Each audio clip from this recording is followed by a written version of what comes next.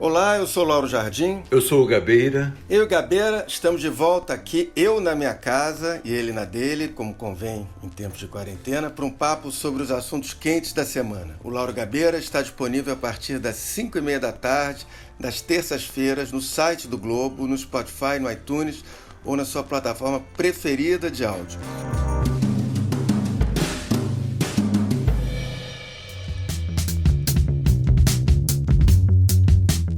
Hoje, eu e o Gabeira vamos conversar, claro, sobre o único assunto possível da gente conversar hoje em dia, que é o coronavírus. Mais especificamente, que é o debate sobre a saída da quarentena, como é que se faz uma transição.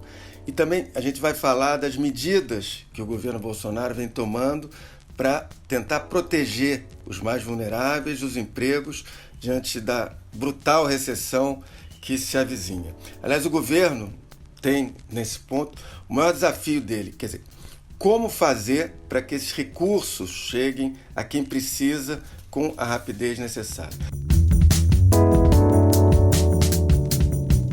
Gabeira, vamos começar pelo desafio da futura saída da quarentena, que é um debate que tem que ser travado.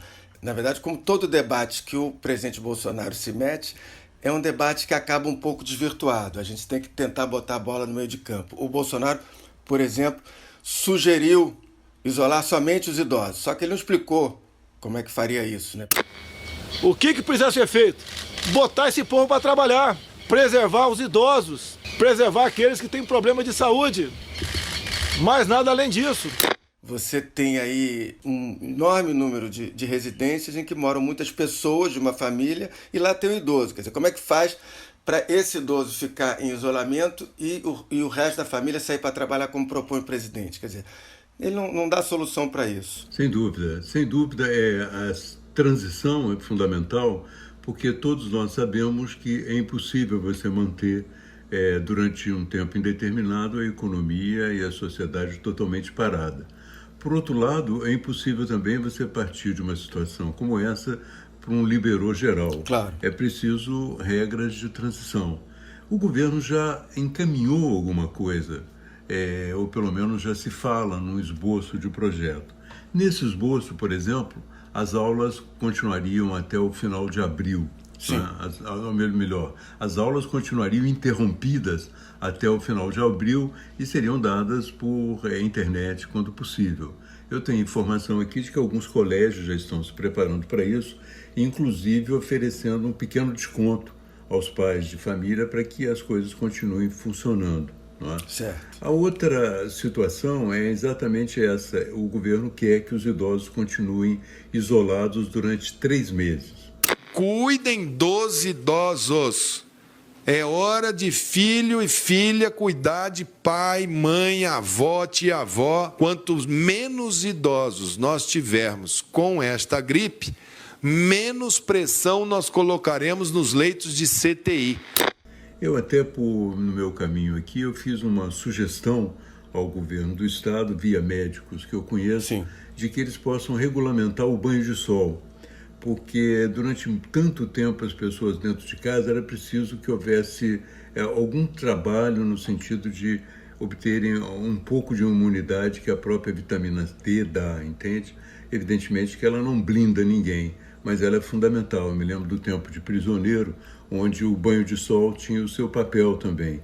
Evidentemente que as casas são mais confortáveis do que uma prisão, mas de qualquer maneira um banho de sol terá que ser pensado e regulamentado. Da mesma forma, existem problemas da transição que são sérios, por exemplo, na Europa, ou pelo menos já estão sendo na Ásia. O que você vai liberar do ponto de vista de comunicação com o exterior? Não é? Na Ásia, eles conseguiram deter a onda, mas estão com muito medo da onda voltar através dos casos de pessoas que vêm do exterior.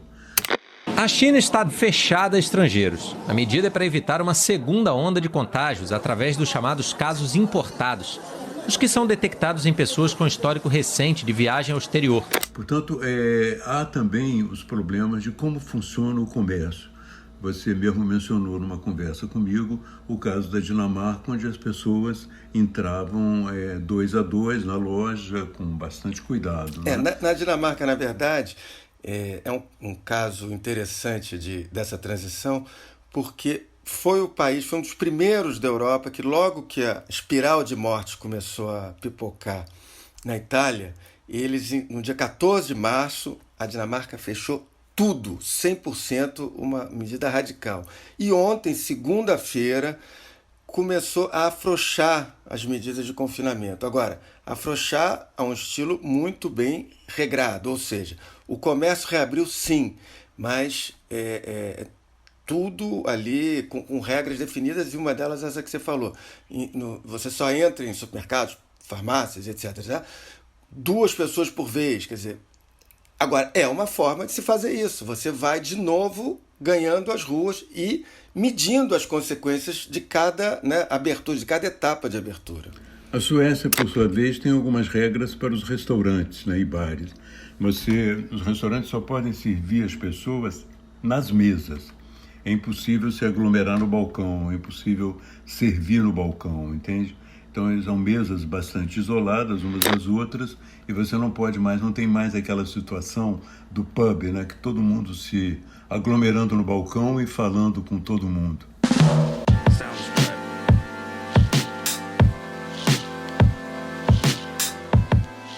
Na verdade, a gente já falou disso aqui em outros programas e nunca é demais repetir.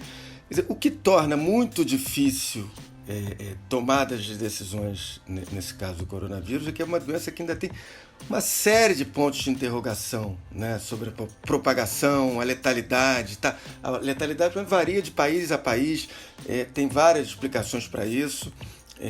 Uma delas é o número de testes a que foram submetidos à população. Quanto maior a testagem, mais você tem possibilidade de definir as coisas.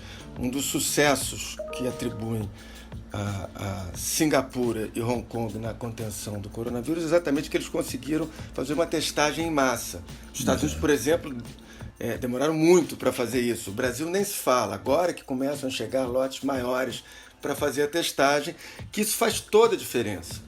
Toda. Inclusive eu quando falava teste, eu não sabia que realmente eu estava com razão, porque eu era ignorante, ainda sou sobre o tema, mas todos. Eu falava teste para saber se a pessoa tem coronavírus, teste para saber se a pessoa já passou por coronavírus. E agora eu vejo um terceiro teste que está sendo elaborado na Universidade de Campinas, para saber se, uma vez tendo o coronavírus, ele vai evoluir gravemente ou não. Portanto, a informação é essencial. Eu vejo agora nos Estados Unidos uma empresa que trabalha com termômetros interconectados. Eles medem a temperatura de 162 mil pessoas todo dia. Então, eles calculam, eles veem se as coisas estão melhorando ou não ao longo desse trabalho, entende? Então, a informação é vital, não é? Para a gente poder ter, não só reduzir o número de mortes, mas como também conhecer e atacar esse vírus que a gente não conhecia. O que a gente vê é uma ansiedade cada vez maior, qualquer pessoa que esteja acompanhando o noticiário, etc., de todo tipo de trabalhador, eu estou falando aqui do Brasil, de voltar ao trabalho. Voltar ao trabalho significa voltar a faturar para o pequeno empreendedor, ou para o pipoqueiro, ou para o sujeito que vende no sinal a bala, até donos de pequenas, médias e grandes empresas. Quer dizer, essa ansiedade é que precisa ser controlada para não piorar a situação, para não ter uma onda, porque na verdade eu acho que essa ansiedade está cada vez maior porque, sendo bem realista, o número de mortes até hoje, 170 mortes no Brasil, é um número grande, mas não é avassalador como em outros países. Então eu acho que não aconteceu ainda aqui no Brasil o colapso do sistema de saúde.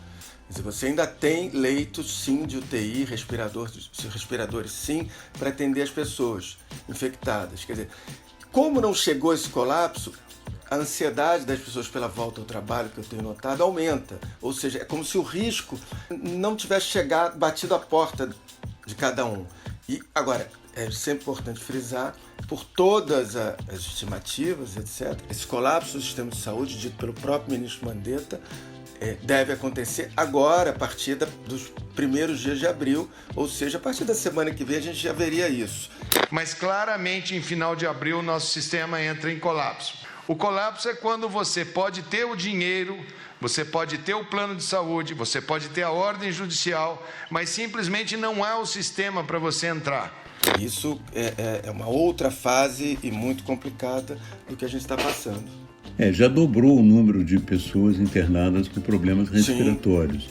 Aí você tem o caso do coronavírus, você tem a influenza, você tem as doenças respiratórias que todo ano internam mais ou menos 2.000 pessoas, de 1.600 a 2.000 pessoas.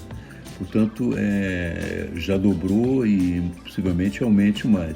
Mas quando se fala também nesse colapso do sistema de saúde, nesse pico, é possível também que as medidas tomadas pelos estados contra a vontade do Bolsonaro consigam, de uma certa maneira, atenuar esse colapso. Atenuar, eu não tenho dúvida.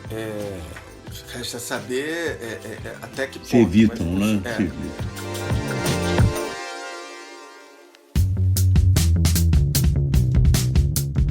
Já que você tocou no Bolsonaro, Gabeira, vou falar um pouquinho aqui da atuação dele desde o fim de semana, onde fez aquele já célebre tour. Eu não marquei nada em lugar nenhum. Fui tudo de forma inopinada. Vamos lá, entra aqui, para aqui. Já estava o povo lá dentro. Eu não juntei ninguém. Junta aí, vamos lá, fazer um oba-oba. Nada disso.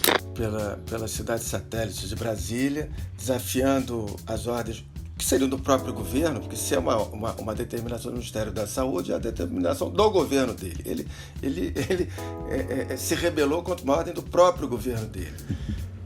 E ontem, segunda-feira, pela primeira vez, se fez uma entrevista coletiva diferente dos moldes habituais que o Brasil tem assistido no último mês, que era o ministro Mandetta e a equipe técnica dele respondendo a perguntas e dizendo as últimas informações, as últimas medidas que o Ministério tinha tomado ontem.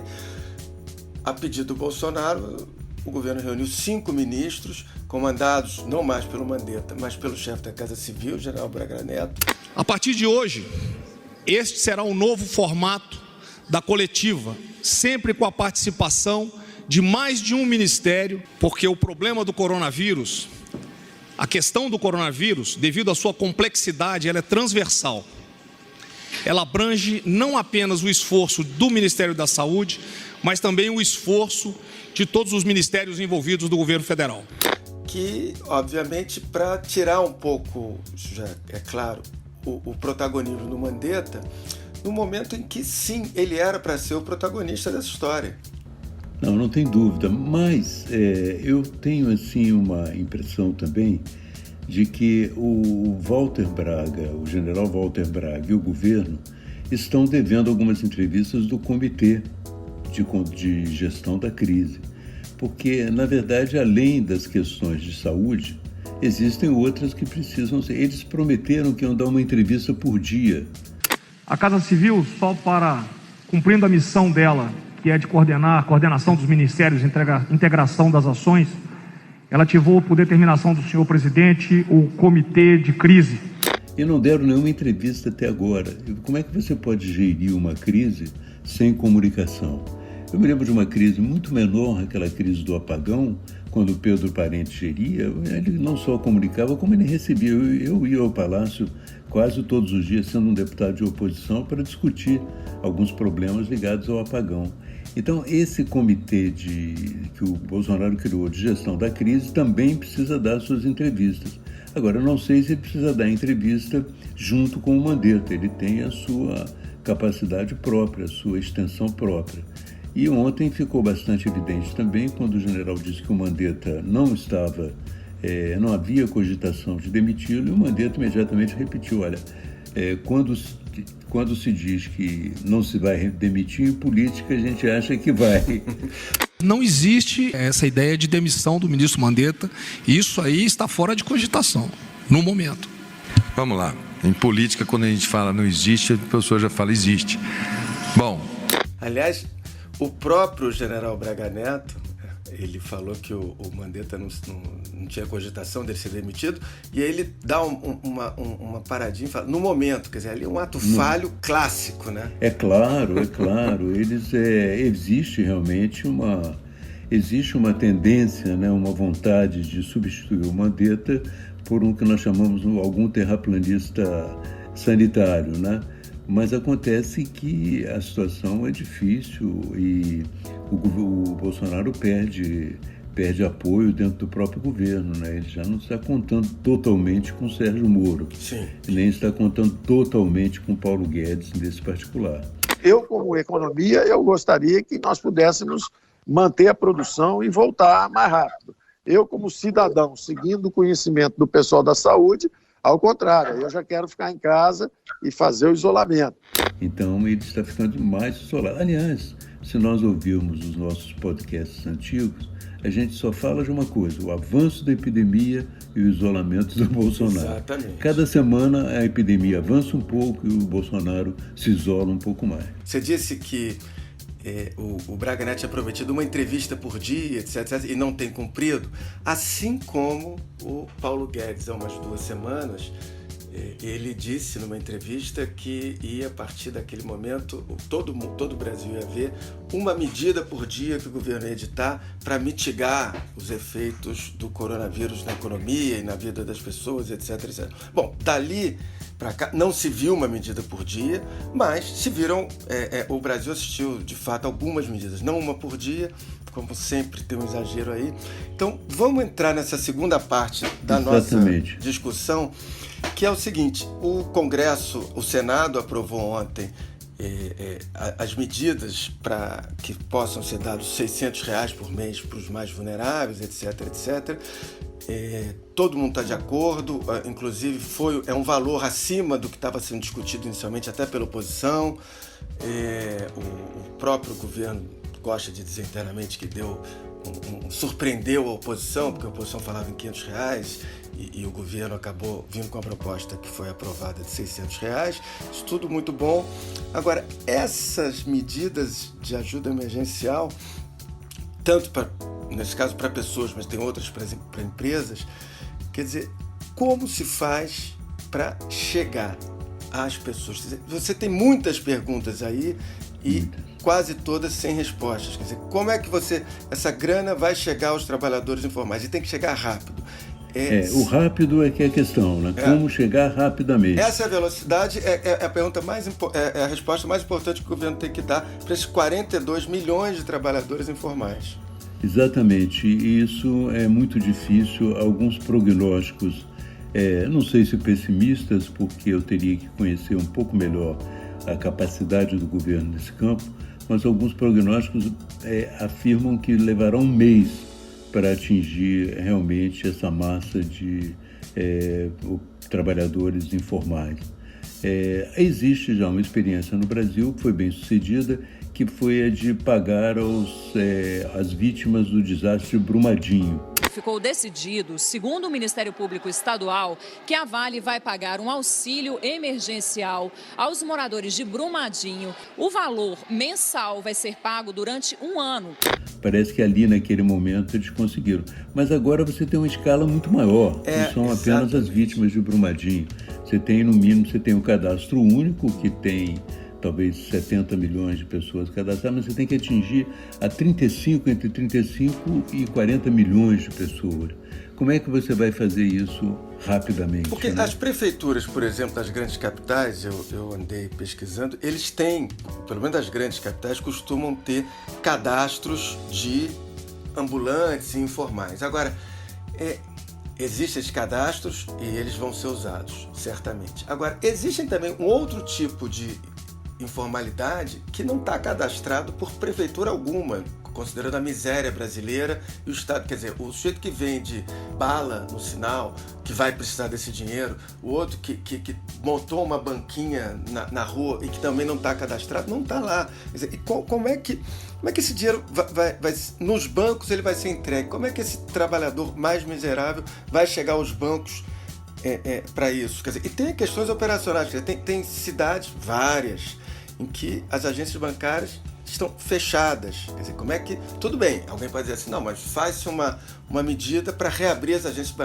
bancárias para esse pagamento. Ok, o que eu digo é, o que a gente já disse aqui é, nada disso é impossível de ser resolvido. A questão é a velocidade, né? É a velocidade, a decisão também, né? Você tem também as lotéricas.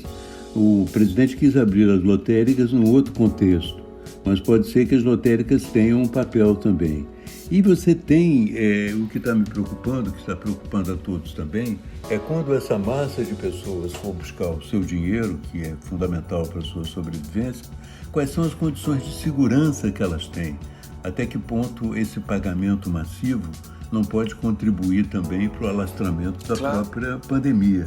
Então é uma dificuldade muito grande que tem que ser resolvida rapidamente e inclusive o dinheiro é pouco, R$600 não é assim uma fortuna, né?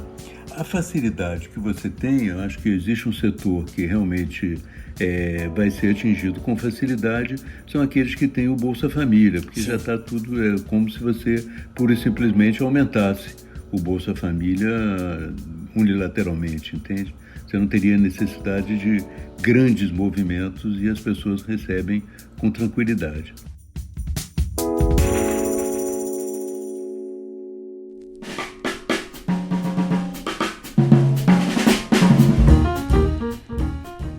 Bom, tá terminando o Lauro Gabeira de hoje, a gente fica por aqui. O Lauro Gabeira, eu vou repetir, está disponível a partir das 5h30 da tarde, das terças-feiras, no site do Jornal Globo, no Spotify, no iTunes ou na sua plataforma preferida de podcast. Esse episódio teve edição de Carolina Moran e Giovanni Sanfilippo. Na terça-feira que vem, a gente está de volta. Tchau! Até lá!